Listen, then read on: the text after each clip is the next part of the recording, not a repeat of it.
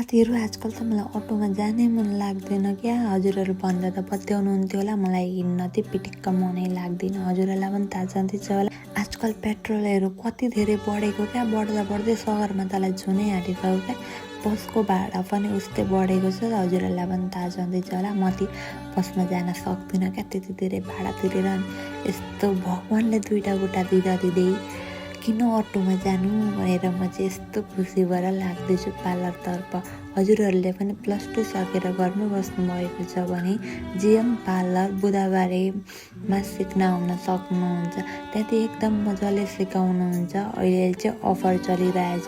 यही अफरको मौकामा हजुरहरू सबैजना आएर जिएम पार्लरमा भिजिट गर्न सक्नुहुन्छ। मन परेमा हजुरहरू सिक्न पनि सक्नुहुन्छ। म चाहिँ पुगेँ बुधबारे, म चाहिँ हजुरहरूलाई लोकेसन देखाइरहेछु।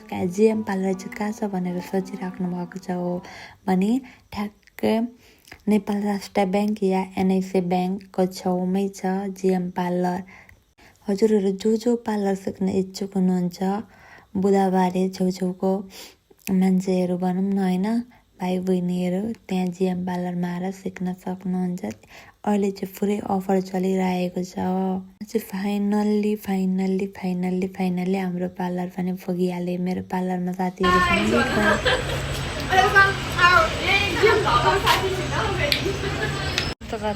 कोही हाम्रो आइसक्नु आएछ। फुल बनाइदेऊ त, के भन्नु।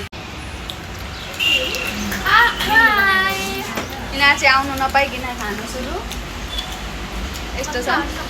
ब्याक बेन्चर क्लासभित्र बस्नु पाएको छैन, खानु सुरु भइहाल्छ हो।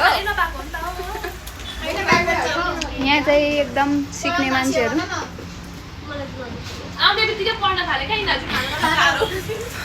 टपर हो क्या। यिनीहरू चाहिँ मटर खाँदैछ गाइस। पार्लर आउनु छोडी यहाँ फिल्म हेर्न जाँदै हुन्छ हाम्रो म्याडम रेशमा म्याडम। मिठाई ल्याइदिनु ल।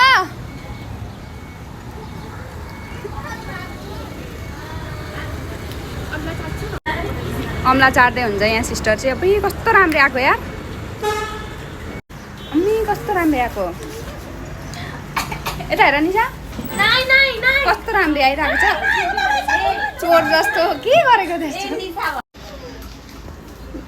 बाडी है सबलाई।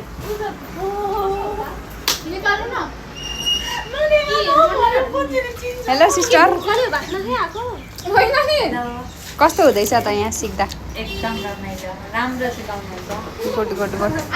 सबैजना आउनु होला गाइस, सबैजना आउनु होला।